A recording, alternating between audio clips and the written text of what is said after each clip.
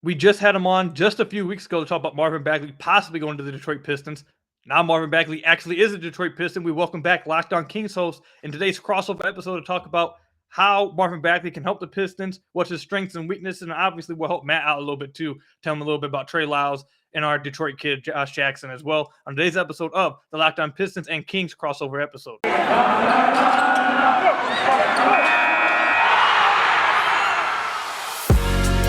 You are Locked On Pistons, your daily Detroit Pistons podcast. Part of the Locked On Podcast Network, your team every day.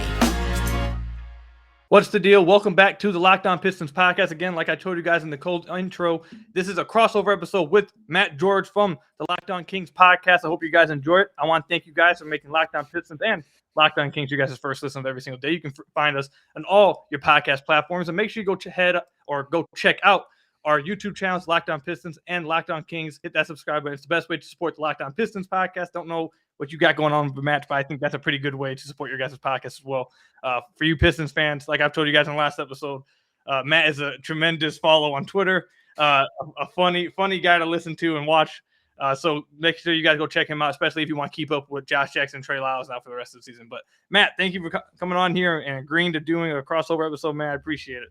Yeah, I'm glad we actually do have a legitimate trade to talk about, and I'm glad that Marvin Bagley ended up at one of the best landing destinations that I think for Marvin. And I actually have to start this off speaking to some of your Detroit Pistons fans and Locked On Pistons listeners, because I pissed some of them off talking about Cade Cunningham. Just a side remark about Cade Cunningham, that I didn't think that was that big of a deal. I've barely watched Cade play, and I know that he's had some injuries, at least to start the season, but he's been playing very well recently. I said that he was not living up to expectations, and I just meant it as a side comment because he hadn't played for the entire season.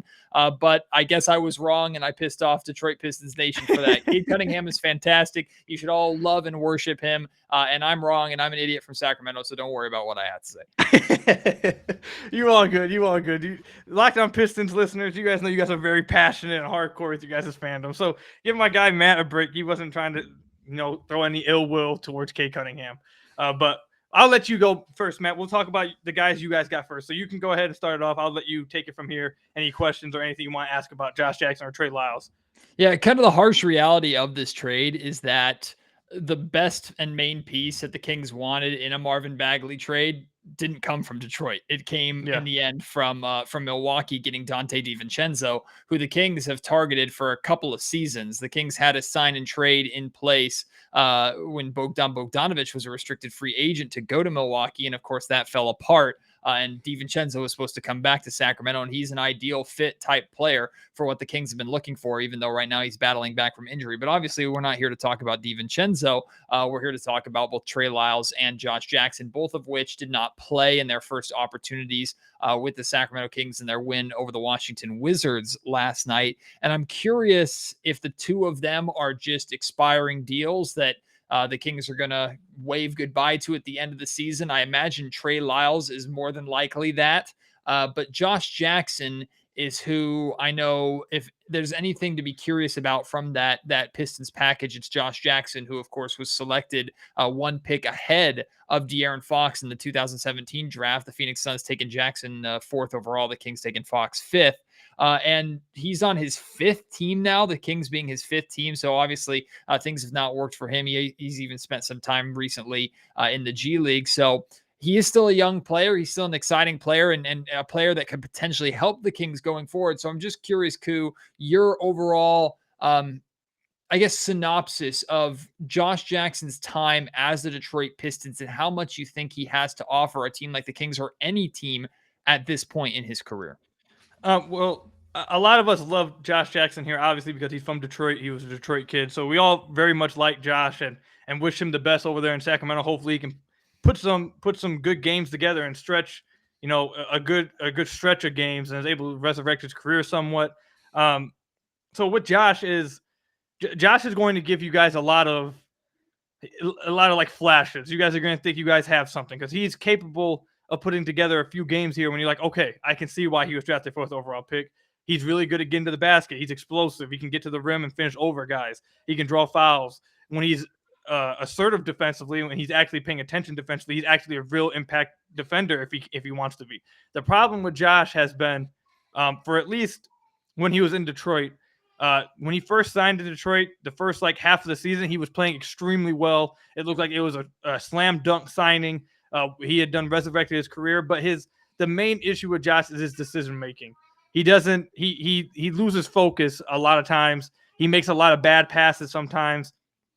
Over the offseason, Dwayne Casey spoke about how the main thing they were working with him on was decision making and making the right play and not forcing things as much. A lot of things you'll see from Josh is he'll dribble himself into bad positions, and he'll try to force a pass that isn't there. He's too quick to try to get the ball in his hands once he sees that he doesn't have a shot, and he ends up turning the ball over. But I think you guys will enjoy his defensive intensity if he does correct the rotation at any point, and he will show you guys flashes every now and then offensively getting to the basket. He still struggles to shoot the ball from beyond the arc. He still struggles shooting the ball basically from anywhere, I would say. I think he even struggles from the free throw line this year and over the past few years as well.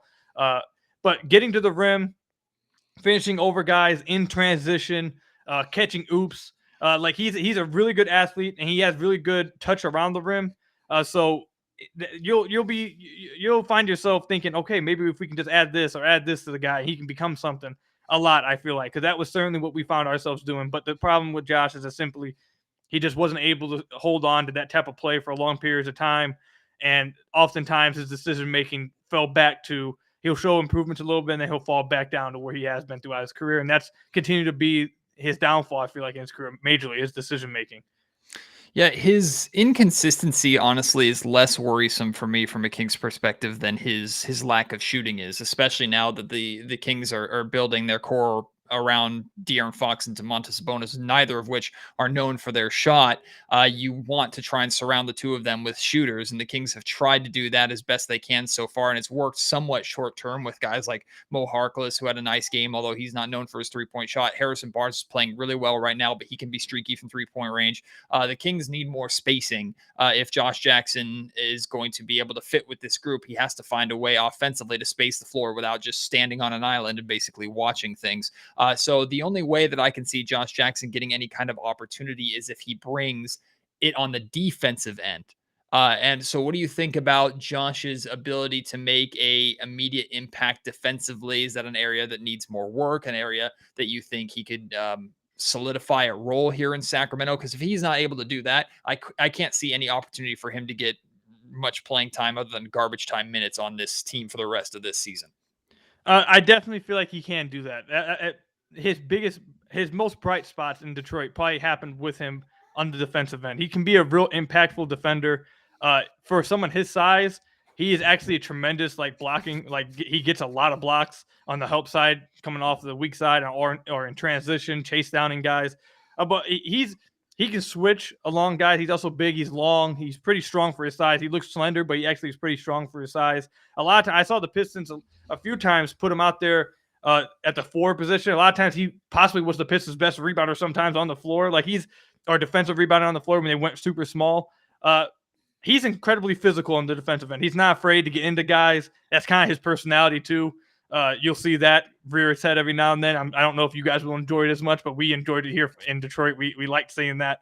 But definitely defensively, I feel like he could probably help over there. If he remains focused and he knows that's his role and is given a clear role, he can make an impact defensively, not just as an average defender. I think he actually could be a plus defender for the Kings if he's given that type of role and he knows that's what he needs to do to get on the floor. Because he's able to get into the passing lanes. He's able to play strong with guys who are bigger than him. He's able to make impact plays on the weak side with blocks and transition. And he's also, when you need him to, if you need him to get on the glass and try to help you guys up there, he's able to do that too. He's not afraid to get into guys and start getting physical with dudes. He likes doing that. So I think he's able to do that. It just comes down to, is he willing to? Yeah, to me, he just seems like an extremely low risk, high reward player, which might be enticing for Sacramento. But if they're going for a play-in / playoff race where every win matters at this point for the remainder of the season. I just don't know what opportunity that he gets, but we'll have to wait and see with that. I do know that he's being paid $5 million this year. He's an upcoming unrestricted free agent. Only 24 years old, will be 25 this after he signs his next contract. So he fits timeline-wise with this Kings core of Fox and Sabonis, who are both 24 and 25. In terms of his value and his market, do you think Josh Jackson is going to be one of those guys that is a minimum type signing that the Kings could get for super cheap this summer? Do you think that he'll have a market that teams will try to take a flyer on him? I can't see him making more than $5 million of what he's making right now. I imagine it's going to be less. But what do you think the market is for Josh Jackson and how the Kings should potentially approach that this upcoming summer? I think the quick answer is I think he doesn't make anything more than what he's making now. I could see him making basically between $3 to $5 million again, possibly a 2-year deal with like a team option on the second, something like that. I think basically what he got from Troy Weaver, what was it like now, 2 years ago, almost 2 years now. I think that's exactly the type of deal he'll get. Whether he gets a mark from other teams, I'm not sure. He's just so inconsistent, and I'm sure some team would probably want to. He's a 4th overall pick who shows flashes every now and then. I'm sure maybe a team would willingly take a chance on him, but he's just so inconsistent. I don't think you guys will have any trouble if you guys want to bring him back for that price. I don't think you guys will have any trouble wanting to or getting that done. All right, so Koo, tell Locked On Kings listeners and Kings fans in general a little bit about Trey Lyles, because there's not too many of us that know much about Lyles. I know from following you on Twitter and your commentary that Lyles would frustrate you and frustrate some Pistons fans at times. I think you mentioned something like him bringing the ball up the floor a couple too many times. But give us a little bit of an idea about Trey Lyles, a power forward, not the most consistent floor spacer, a three-point shooter, 33% three-point shooter for his career. Is that something that he could bring to the Kings if he's going to get playing time? Is there anything that would surprise fans about Trey Lyles? Would you expect him to be kind of the hold down the end of the bench and say sayonara by the end of the year type player like I believe he is? I don't think you guys are going to like Trey Lyles. That's all I'm going to say. I think – so the thing with Trey Lyles is he's not a very good three-point shooter, but he'll take them. He's an awful passer. He's the one guy who I said I tweeted this out a few months ago after watching him for like 3 weeks. He's the one guy in the NBA I think has 25 passer rating and also 25 passing tendency and 25 passing accuracy. It's like he not only can he not pass, he chooses not to pass, and when he does pass, it's off the mark. Like it's just awful. So all of those situations, I think he's going to really annoy a lot of Kings fans, but the one thing that is like that keeps people, he'll have some lovers because he is an okay self-creation guy for scoring. Like he's not going to pass the ball. If he gets the ball in his hands, he's likely going to go try to score for himself. He is okay enough at that to where you'll see, I believe he was averaging around 10, 11 points this year on like 45% shooting. I think somewhere around there. So he's like good. He's okay enough in self-creation as a stretch big. He's decent in that area. So if you guys need someone who's able to score from that position or able to create for themselves, he'll be able to do that. But oftentimes you found with the Pistons is that he's able to do that, but it turns into like a black hole kind of thing. Like you either live or die by Trey Lyles. Either he's on that night or every minute he's on the floor. If he's off, you're just screwed because he's not going to pass the ball. And if he does, it's a turnover. Well, that's good enough for me. That's all I think I have from the Locked On Kings perspective. We got to get to the main event, really, of the conversation, which, of course, is Marvin Bagley, who the Kings sent to the Detroit Pistons. Before we get to that, though, I want to make sure to tell our listeners about Built Bar. They've been a sponsor of the Locked On Kings podcast, Locked On Pistons podcast, the Locked On Podcast Network for quite some time. Right now, this February time is typically where we see people start to kind of give up a little bit, or they've already given up on those New Year's resolutions, especially to eat healthier, to get right, maybe to lose weight or put on weight if you're looking to add some muscle. It's hard to carry that through, and a lot of times it doesn't survive through January. But the good news is you have the remainder of the year to pick it back up again, and Built Bar can help you pick it back up. A protein bar that tastes like a candy bar, so not only is it healthy for you, it replaces those snacks, that stuff that we all have sweet tooths. We don't want to give up when we diet or when we try and go away from calorie-heavy foods like candy bars. Candy bars on average have like 240 calories, 30 grams of sugar, dozens of net carbs. Built Bars take care of all that, but you still feel like you're eating a candy bar. 130 calories, 4 grams of sugar, 4 net carbs, and 17 grams of protein on average in Built Bars. A massive amount of flavors for you to try. My favorite is the mint brownie bar, but if you're a fruit lover, they got fruit options like raspberry and orange, heavy chocolate options, and they're coming out with new products and new flavors all the time. When you go to built.com to order, I recommend ordering a mixed box. If it's your first order, they'll send you a bunch of different flavors for you to try. If you are a veteran of Built Bar, though, on built.com, you can build your own custom boxes, order your favorite flavors, and have them sent directly to you. And regardless of what you order, make sure you use our promo code LOCKED15 for 15% off. Again, that's promo code LOCKED15 for 15% off at built.com. Thank you, Matt, for telling everybody about our favorite protein bar, Built Bar. You Locked On Pistons know that my favorite flavor over there is the peanut butter flavor. That's my absolute favorite. But you guys know Built Bar is your guys' favorite protein bar out there. Make sure you guys go check it out at built.com. I want to thank you guys again for making the Locked On Pistons and you Locked On Kings listeners, Locked On Kings, your first listen of every single day. We're free and available on all your podcast platforms. And for Locked On Pistons listeners, I'm sure it's the same for Matt over at Locked On Kings. Best way to support the podcast, head to the YouTube channel, hit the subscribe button if you haven't already. It's the best way to support Locked On Pistons podcast. I'm sure Matt will enjoy it as well if you guys went over there and checked him out. But all right, Matt, got questions about Marvin Bagley, man. I have questions about Marvin Bagley too, but we're going to do our best to try and figure this out. And before you even jump into your questions, truth be told, I will say that I wish the guy nothing but the best. He absolutely needs a fresh start. This could be exactly what he needs to turn his career around. And like you and I have discussed both on the air and off the air before, Koo, I think Detroit could potentially be a fantastic landing destination for him. So if I was a Pistons fan, I would be excited about the prospect of Marvin Bagley joining the team and how he could potentially grow with Cade Cunningham. So appreciate those words because I think all Pistons fans are just trying to find something to get excited about this season because there's not much, especially when Cade sits out and is dealing with an injury. It's not much. It's been tough sometimes. But Marvin Bagley's heading to Detroit. Not everyone's extremely excited. His dad already tweeted at the Pistons Twitter a picture of his jersey. Everyone's freaking out over there. Like it's definitely a bunch of fun right now. However, there's actually one thing I want to talk about before we even get into like what his strengths, weaknesses, how he can help the Pistons, and what areas, all that kind of stuff. There's actually a question I have to ask about how he was used in Sacramento this year, and if it was a him thing, was he wanting to do this, or was it a coaching thing? And the thing I want to ask about mainly, I went to his synergy chart when he traded to the Pistons, and his most used play type by I believe double the possessions of the next one was spot up shooting, and he's shooting 24% from deep this year. It's been a lot up and down. First year he shot 31%, then 18, then 34, then 24. None of it's on very many attempts, anyways. I believe he's right at 1.9 attempts a game for his career. But it sounds like from what I've talked to some other Kings people and from his synergy chart, he spent a lot of his time. Actually, I had one of your Locked On Kings listeners comment on one of my videos like last week and say, "Hey, Kings fan here. I really hope Marvin Bagley works out. I pray you guys don't plant him in the corner like we did. It was wasting his development the last 2 years." So speaking of that, was that something that Marvin wanted to do? Was that something he was not being aggressive and he just stood in the corner and he was just, not being a part of the offense? Or was that a part of like the offensive system, him being in that corner, and that's what the coaching staff wanted out of him?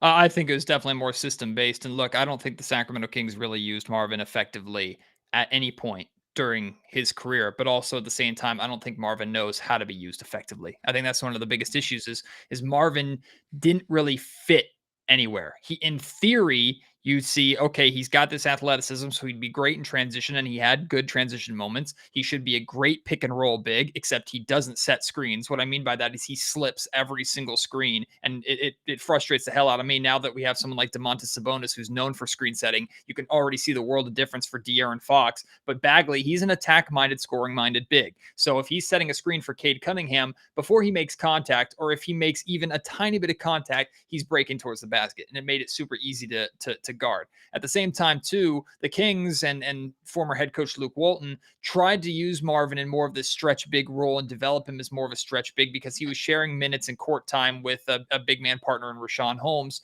who outplayed him, who deserved that starting spot, and who was far more effective on the inside, far more effective in the pick and roll. So if Marvin was going to get playing time, especially as a starter, which he and his camp and his family have been clamming for and really bitching about since he came into the league, which that was at the time head coach Dave Yeager, who believed that he was a bench player. It's been all kinds of messy. So I don't think Luke Walton used Marvin Bagley correctly or effectively, and it ended up him not using Marvin Bagley at all this season, which became another dramatic issue where Marvin's agent said right before the season started that he thought the Kings were ridiculous for not using his client and saying that his client wasn't going to be a part of the rotation. A lot of just drama that was all around Bagley, but never really had to do with Bagley. But once Walton was fired and Alvin Gentry took over, we saw Marvin getting more playing time. They still wanted to use him as a stretch big because he was still sharing the court a lot of times with Richaun Holmes, and he was playing with a downhill guard like De'Aaron Fox, so he was trying to stay out of Fox's way. I still think he needs to get that three-point shot better. It looked a lot better last year than it did this year. He was shooting it with more confidence to the point where you had to respect it. This year, not so much. I think it's a part of his game that he continues to need to develop, but it was not just his choice to sit in the corner. If Marvin had his way, he would get the ball in the high or low post, and he would go to work and try and score and get every single opportunity that he could around the rim and in the paint where he has that athleticism to carry him through, even if he doesn't necessarily have the strength or the body type to handle some of the bigs in the NBA yet. So, that was, first of all, thank you for that answer, but this is really what it comes down to. I'm just going to ask you this simple question. Do you think it would take like a good offensive-minded coach to figure out how to use Marvin Bagley? I think that's part of it. I really think it's just going to take Marvin staying on the floor and figuring out what the hell that he is and how that fits with a guy like Cunningham.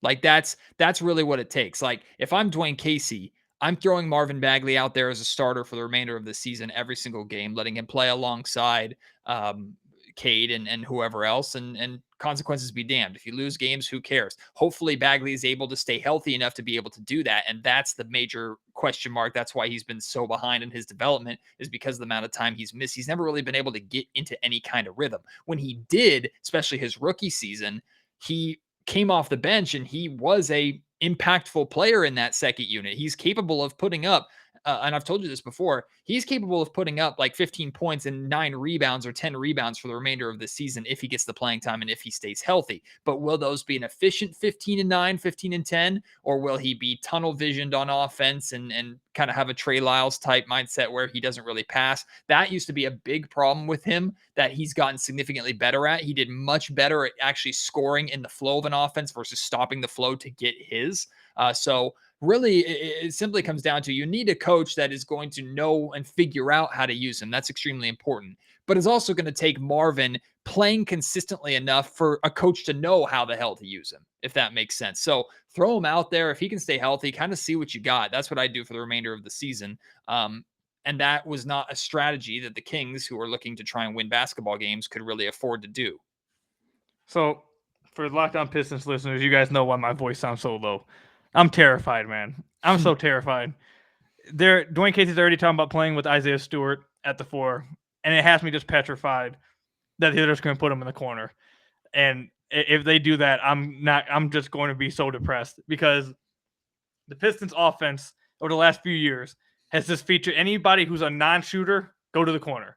You go back to Stanley Johnson, you go to Bruce Brown, Killian Hayes, Sekou Doumbouya. All for the last few, anyone who is the non-shooter on the team, they go stand in the corner, and there's no kind of movement, there's no kind of sets, there's no kind of backdoor cut or drawn up backdoor and cuts, there's no nothing else. You just stay in the corner. So I am literally sitting over here praying that Dwayne Casey does not do that. But my biggest concern is not Marvin Bagley being able to do something on the floor, being able to be impactful himself or want to be impactful. At least so far, we haven't seen him play, but that's not my core concern. My core concern is that the head coach that he just came to probably won't be as good, or it might even be worse for him than the coach he had when he was with Sacramento. Because Dwayne Casey, and we talked about this in the podcast a lot, Locked On Pistons listeners, is that if you follow Dwayne Casey all the way back to Toronto, his biggest issue all the way back then, if you talk to anybody, his lack of offensive creativity. And we've seen that on display all season this year. So if that's going to continue to be an issue and he does not find a way, especially with the Pistons choosing to keep Jeremy Grant, if they don't find a way to not put him in the corner, I'm going to cry for the rest of the season, and this will be a waste of a trade, in my opinion, and I'll be mega depressed. I'll ask you one more question, then we'll get to the ad break real quick. I see Marvin, and like I said, he doesn't have very much sample size to go off of anyway, because like you said, he's been hurt so many times, so he hasn't really had that much of a sample size this season. I know he has an ankle injury that he was nursing before he got traded. I don't know if that was like a James Harden type of hamstring, or I'm just sitting out because I'm about to get traded, whatever. But he has had injuries, like you've said, so not much to go off of. But you talked about this in the last time you were on here. His second most used play type is offensive putbacks, and he's in the 87th percentile, which Synergy ranks as excellent. You talked about in the last podcast when you came on here like 2 weeks ago that he's extremely explosive around the rim, and he has that quick second jump that allows him to get up on offensive rebounds or putbacks on his own misses, etc. I think personally that if the Pistons utilize him correctly, I would want him in pick and roll situations, possibly try to develop him as a lob threat, or have him feast off dump offs and let him explode around the rim and use his length and his athleticism around there to get him easy stuff. Don't ask him to do too much self-creation. Don't ask him to, ISO from the top of the key or something on pick and pops like Trey Lyles was doing. Try to make it as easy as possible for him. Let him use his athleticism and make the game simple for him. Does that sound like a recipe for success for him? Do you think he succeeded in that? Or did Sacramento already try to do that and it was just not working? See, if I were the Pistons, I'd see, and I'm not saying this is the recipe for success at all, because none of us know with Marvin at this point, but I would put him in as many pick and roll opportunities with Cade Cunningham, pick and roll, pick and pop, have the two run action together and see what works and what doesn't. See if Cade can bring the best out of him, because Tyrese Halliburton was able to build some sort of chemistry with Marvin to where Marvin looked like a competent pick and roll player at times. But again, like I said earlier, Marvin also will sometimes make too eager of a decision to where his defender doesn't even have to leave him or bother about going over or under a screen, or the guard defender doesn't even have to bother because they know that Bagley's going to attack and the screen's not going to be that effective. So it ends up just being meaningless, useless. And that was something that frustrated the hell out of me with Marvin's time here in Sacramento. But a lot of his points and a lot of his success too is just going to be cleanup crew, like being that guy that can use his athleticism to make up for a lack of strength, to get position around the rim, in the paint, get tap-ins, get offensive rebounds, second chance points. That's where Marvin, I think, is at his best right now. And that's just because he doesn't have to have a high basketball IQ to do that. He can just rely on his raw athleticism. We talk about the second jump, which kind of became a joke here in Sacramento, and because it was something that you've heard so much talked about since Marvin was selected number 2 overall. But it's something that Pistons fans should notice really quick. He can go up for a rebound, it get tipped, land, and he's right back up before anybody's even getting ready to jump again. And that's a real, he's just a pogo stick. And thankfully that hasn't gone away, even with the injuries that he suffered. And that gets him 4, 6, sometimes 8 points a game just from that alone. So I'm running him off of pick and rolls, and I'm telling him to crash the offensive glass as much as possible and see if he can get his rebounds and second chance points there. And then defensively, I'm just hoping that he's competent. And we'll talk a little bit. My next question will be about his defense, about whether he can play 4 or 5. Where do you think he should be suited at? We'll talk about that when we come back. But first, I have to tell you guys about another one of our sponsors, BetOnline.net. Football Super Bowl is on today. Hope you guys get your bets in and you guys have success. I hope you guys are not betting against the Los Angeles Rams, because you guys will be very sad. Matthew Stafford's taking this home, and it's going to be a win for us in Detroit over here too. But basketball is still in full steam for both pro and college hoops. From all the latest odds, totals, and player performance props to where the next fire coach is going to land, BetOnline.net is the number one spot for all your sports betting needs. BetOnline remains the best spot for all your sports scores, podcasts, and news this season. And it's not just basketball. BetOnline.net is your source for hockey, boxing, and UFC odds. Wasn't that a great fight yesterday, by the way, in the UFC? UFC odds, right to the Olympic coverage and information. Head to the website today or use your mobile device to learn more about the trends in action. Again, head to their website, betonline.net, or use your mobile device to learn more about the trends in action today. BetOnline, where the game starts. So I want to thank you guys again for making Locked On Pistons and Locked On Kings your first listen of every single day. We are free and available on all your podcast platforms. And if you haven't already, head to our YouTube channels at Locked On Pistons, at Locked On Kings. It's the best way to support the podcast. But yeah, Matt, let's get back into Marvin Bagley. And I want to ask you about his defense. So obviously, I think a lot of focus will be offensively from fans about whether he's able to impact the game. Offensively, is he going to be able to shoot the ball? Will he be able to create for himself? They're probably going to ask him to do a lot of things, different things in the Pistons uniform. We'll see how that goes. But one of the bigger issues, or that I think it will rear its head, is the fact, where is he fit defensively right now? I said earlier in the podcast that I'm going to be absolutely petrified if he plays next to Isaiah Stewart, because that is probably going to mean he has to sit in the corner offensively. However, if he's not able to play the 5 defensively, then you might I see where Dwayne Casey's little issue may arise, because if he's going to be that bad defensively at the 5, you might have to have Isaiah Stewart out there, and that might have to force him into some sticky situation offensively that Dwayne Casey's just not creative enough to figure out. Do you think that Marvin Bagley can survive as a 5? Do you think he can play like stretches as a small ball 5? Technically small ball, since he's not really built like, I know he's like 6'11" or whatever, but it would technically be like small ball 5, because that's probably not his main position. Do you think he can do that for stretches? Do you think he could eventually fill out a role, and that's where he'll be maybe throughout his career? Or do you think he'll eventually find himself at the 4 and just really should stay away from the 5? See, there's still a lot of people in Sacramento who do believe that Marvin's natural position is the 5, and he played it in stretches, but never that much. And I think a lot of that has to do with the fact that the Kings didn't really have a good floor spacing 4 to pair with him. If Marvin were to play in Detroit with a good floor spacing 4, then I think a 5 is an appropriate position for him, because defensively, honestly, it's not going to matter. Marvin is never going to be a good individual defender. I would say he's never going to be a fair individual defender. He's not good on defense. He can be decent enough as a team defender who can rely on his athleticism to make plays every now and then to justify being on the floor. He can outscore his opponents. However, one thing that the Kings did all the time, this wasn't just with Marvin, this was their defensive philosophy, and the Kings have been a disaster defensively for a decade. They switch everything. And Marvin would get switched onto guards, and they would torch him nightly. Marvin got better from last season to this season as a defender, but that doesn't really mean anything when last season he was one of the worst defenders on the planet.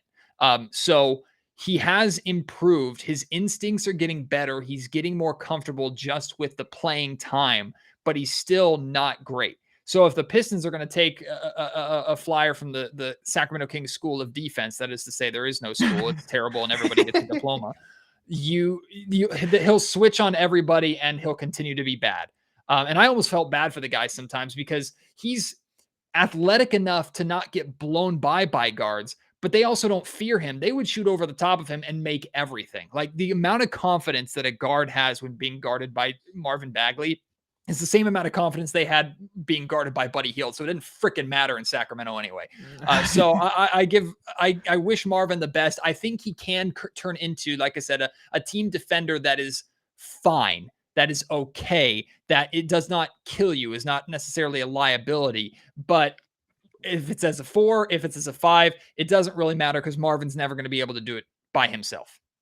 So that's actually interesting, because there's an ESPN article circulating Pistons Twitter grading the trade or whatever. And in that article, they said that Marvin Bagley was probably his best chance at switching on the guards, because that's what the Kings did with him over the years. So you're saying it didn't work. It sucked. It was terrible. And I don't, and that's necessarily his fault. The Kings were just a bad team defense, and he's a bad individual defender. So I don't necessarily blame Marvin, but he wasn't good either. So switching Marvin on guards is not going to work. Even if you think, he's athletic and quick enough to be able to not get blown by, that's true. They'll just shoot over the top of him and hit every shot. So or at least that's how it was in Sacramento. Maybe it's different in Detroit. I certainly wouldn't try it. I'd try to do something different. So would you encourage playing drop coverage with them then when they go into the pick and roll? You think he could play better in that scenario? I'd give it a shot. I'd try everything. Honestly, I'd try everything and see what sticks with him and what doesn't. And you're just basically the cop-out answer with Marvin is you just have to rely on his athleticism for everything, because his athleticism is up here and his basketball IQ comes up a few notches and then drops when he misses time, and then comes up and drops when he misses time. That's how his career has been. Okay. All right. Well, the Pistons do have Kelly Olynyk on the team, and he could possibly play the 4. And in that case, if they want to run Marvin Bagley at the 5, it'll definitely be interesting to see. I'm just want whatever the Pistons do, as long as it gets him around the rim. That's all I want him to be around. I don't want them making him spot up. I don't want him having to sit in the corner. I don't want him I honestly, they can try whatever, but from what I've seen about him, I think they need to try and make it as easy as possible on him and make it just listen. We're gonna jump it off to you, dunk the ball. You're gonna get rebounds. You're gonna roll the rim, catch these lobs. Like we're not gonna ask you to go out there and have to do everything offensively, and don't want you to have to do self creation, whatever. If you get a mismatch, we'll feed you. But we're gonna try and make this thing easy as possible for you. And I'm extremely excited because I think they have two guards who will absolutely make that happen for me. Killian Hayes and Kay Cunningham.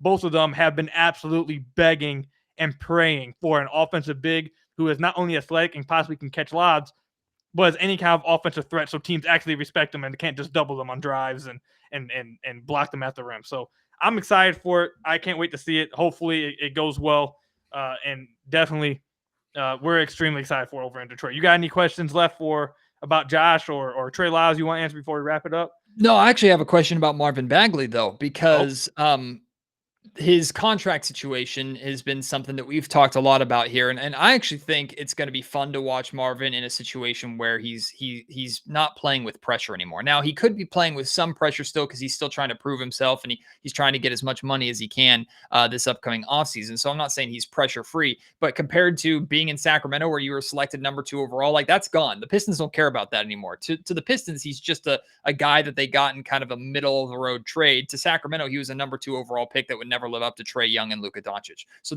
he's shedded that skin a little bit, and I'm excited to see if he can play a little more freely now because of that. That being said, Koo, we've talked a lot about on your podcast that if Marvin plays less than 2,000 minutes and starts less than 41 games, that his $14 million qualifying offer would be cut in half to 7. I imagine that's going to be the case. I can't see him. If he started the rest of the season for the Pistons, I still don't think he'd hit 41. I could be wrong there, though. So he's not going to reach that. And his qualifying offer is going to be cut in half. I imagine the Pistons are really without hesitation going to offer him that $7 million, but I wanted to check in and see your thoughts on that, if that is the case, or if they think that potentially taking the risk of allowing him to test free agency and get a less offer, get less money than $7 million that they can then match. I'm interested to see what the thought process is, at least in your mind, of how the Pistons are going to approach this offseason with Marvin. Well, Troy Weaver was interviewed today. That's the Pistons GM. And they asked him about his qualifying offer and signing Bagley in the offseason. And Troy Weaver said, quote unquote, the qualifying offer was the least of our worries when we traded for him. So, I mean, that could also just be like a bunch of coach speak. I'm assuming it probably is. He's just like saying the right things, whatever, to the public. But I do think that there's probably some truth to that because I don't think they would have made this trade because he was also then asked later on, like, why did you trade for him now instead of just waiting to the offseason and try to sign him? And he said he wanted to get the look at him for the rest of this season to see if he would fit this team. And if he does, they'd like to bring him back. So I actually think that's the truth. I think they signed him here or traded for him as long as everything. And you mentioned something earlier in the podcast about his family and his agent, whatever. And Marvin was actually asked about that, his first presser here today. Man. And he said, like, listen, my dad's just a fan. You ask all my teammates, I've been a good teammate. I'm just here to try to play basketball and improve and all this stuff. So I hope that he has been a good teammate. He has been a good teammate. Okay, that's fair. But yeah, I think as long as like that stuff doesn't rear its head or that becomes an issue and he continues to play hard and shows that he can fit and he can be a good player, I think the Pistons are signing him back in this offseason. I don't think they're too worried about it. I think that was their intention. I don't think they would have traded for him if they weren't going to want to sign him back in the offseason. He's going to get a lot of run here. He's going to get a big chance to show that he should be here. And like I said, as long as that off-the-court stuff doesn't rear its head and he continues to play hard and he plays well, I think it's near 100% chance they just bring him back. I think that's the right move. I'm excited to see what he does there, and I think Pistons fans are going to be excited to see what he can provide. You will see the raw potential. He will also frustrate the hell out of you at times. I think we can all agree, though, the one thing that we want for the guy is just to be able to stay healthy because he's been so unlucky with injuries throughout the course of his career, and that's another thing that I like to touch on as well. It's not like he's suffering the same injuries over and over again. He's suffered so many unrelated, ridiculous injury. He's hurt both feet separately. He's hurt his knee. He was chop blocked by someone from the Milwaukee Bucks like his rookie year. He hurt his back when he was pulled down going for a rebound. He got his thumb broken at the first game of the season by I'm blanking on his name from Phoenix, the number 1 overall pick from Phoenix. Why am I not thinking of DeAndre his name? Ayton. Thank you, DeAndre Ayton. I wanted to say something stupid. He got his thumb broken. So Marvin's just been so unlucky with injuries. So we all just wish that he would stay healthy. And then I guess the last thing I'll say is, longtime Pistons listeners, go and tell the Team Bagley account to unblock me. And two, don't make any music videos about the guy. It's not good. That's all. You got blocked by the Team Bagley account? Don't know why.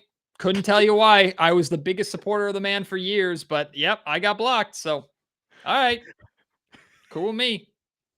I guess my music video is that cringe. You made a music video about him?